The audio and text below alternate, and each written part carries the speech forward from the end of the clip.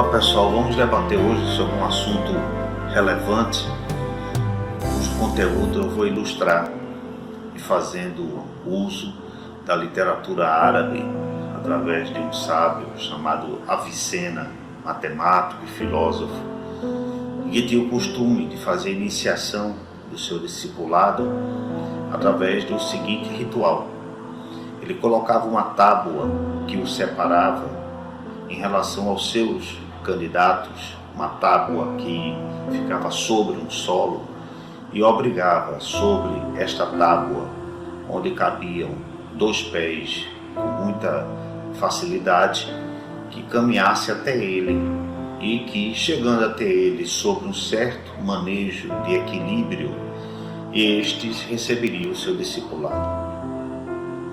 Naturalmente, a atividade se apresentava muito simples e fácil de ser executada, tanto que os candidatos iam com muita autoconfiança, bastava ter um pouco de equilíbrio sobre aquela tábua. No entanto, no momento que eles chegavam na metade da tábua e já com um ar de alegria e de triunfo, o Avicena pedia para que seus outros súditos retirassem sob a tábua um amontoado de areia que falsificava um solo que existiria sob aquela tábua lhe dando sustentação. E essa areia é removida e o que fica, na verdade, é um pequeno abismo que faria com que o candidato tivesse uma percepção diferente àquela que ele estava desenvolvendo no encaminhamento até a pessoa de Avicena sobre um solo falso. Ele se deu conta agora que não existia aquela sustentação senão a própria tábua exigindo dele o equilíbrio, que era o mesmo, era a mesma tábua, só que em condições diferentes. A tábua sobre um solo firme e a tábua que estava sobre agora um pequeno abismo. E aí o comportamento modificava totalmente, justamente em função dessa percepção alterada diante das circunstâncias novas. E normalmente os candidatos não conseguem chegar com sucesso até o abraço final com seu possível mestre, porque normalmente eles se desequilibravam quando percebiam que estavam em outra situação. Eu acho que o conteúdo dessa passagem da literatura árabe abre justamente para essa questão que estamos vivendo hoje em nossa sociedade. Quando nós estamos dando conta que estamos navegando, peregrinando por situações de alta instabilidade, nós perdemos facilmente os nossos equilíbrios. Nós não conseguimos hoje ultrapassar abismos, não conseguimos compreender a diversidade como elementos, digamos, de fortalecimento ao nosso desenvolvimento pessoal. E isto sempre acarreta um sofrimento adicional e que talvez esteja, inclusive, refletido nos altos índices de suicídio que vem alarmando a nossa sociedade. Hoje o suicídio cresce 65% na faixa etária entre 14 e 29 anos, cresce inclusive na faixa etária de pessoas mais velhas, de 70 anos para cima, e, pasmem vocês, também cresce na faixa etária da infância. Então, algo na nossa civilização faliu.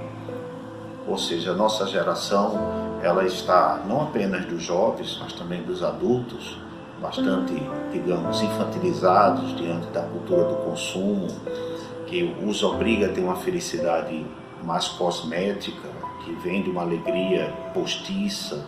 Isso mascara suas emoções mais profundas. Nós estamos padecendo justamente dessa situação generalizada de que as pessoas não têm tido amor à vida. Elas têm tido mais, digamos, apego a uma vida idealizada que não pertence à natureza, que é a vida que constitui a nossa civilização. A civilização é algo que nós construímos em relação à vida, para que nós soubéssemos lidar melhor através do controle, através da racionalização de tudo aquilo que coloca o ser humano em ameaça sobre os eventos naturais. Existia um desafio constante. E a civilização foi construída com esse propósito, de nos proteger.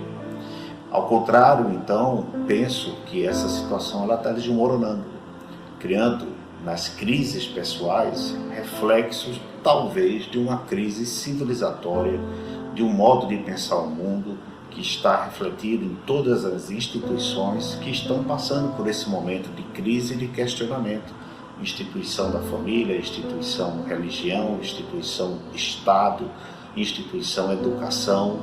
Precisamos rever todos esses modelos que estão caindo, para que nós possamos restabelecer outros modelos que abracem a vida e não cometamos o erro que cometemos desde o início da fundação da ciência.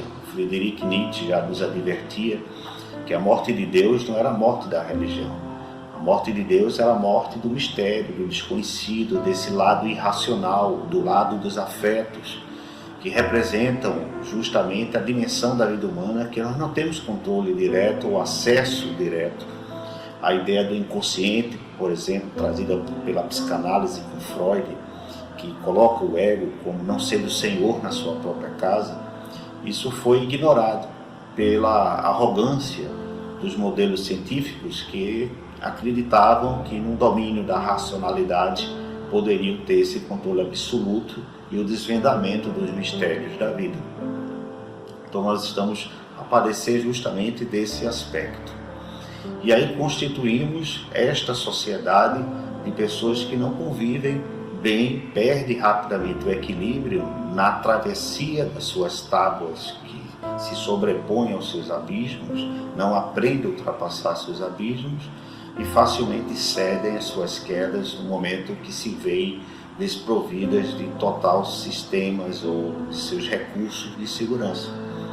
E a prova que a vida nos dá é justamente que os indivíduos que se fortaleceram foram justamente aqueles que tiveram este manejo de equilíbrio em relação àquilo que os desafia, que são os próprios abismos. Se nós pensarmos a topologia da nossa sociedade hoje, uma topologia muito diferente das sociedades medievais ou das sociedades mais antigas, porque elas tinham como marcador talvez o arquétipo do guerreiro.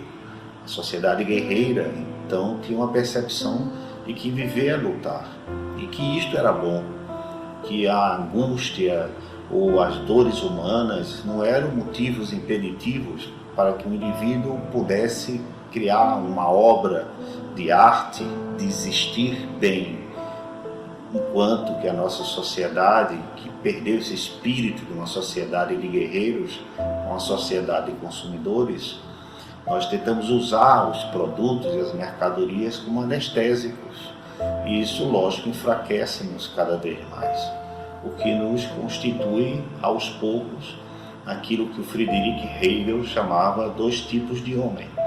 O homem grande, que se mede dos pés à cabeça, que é o homem contemporâneo, e o grande homem, que se mede do coração para cima.